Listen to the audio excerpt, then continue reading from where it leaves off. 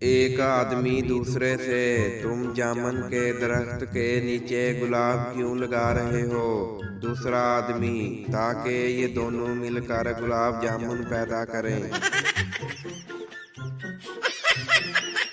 एक बाप अपने बेटे से, बेटा शरारत बुरी चीज है, अगर तुम एक शरारत करोगे तो मेरा एक बाल सफेद हो जाएगा।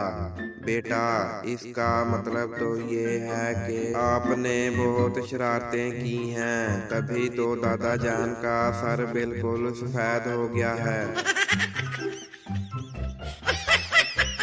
एक शख्स ने एक बुजुर्ग से पूछा, दुनिया में दोस्त और दुश्मन की पहचान कैसे करें? बुजुर्ग ने गौर से सुना, फिर जेब से एक माचिस की डब्बी निकाली और उसमें से 2 तीलियां उठाई। एक तीली वापस रख दी और एक तीली को तोड़कर उसके 2 हिस्से किए। अगला हिस्सा फेंक दिया और पिछले हिस्से को कान में फेरते हुए बोले, पुत्र मेनू नहीं पता।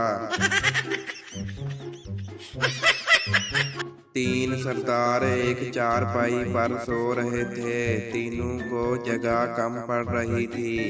एक सरदार उठकर जमीन पर लेट गया तो बाकी 2 सरदार बोले, वापस आ जा यार, अब जगह खुली हो गई है।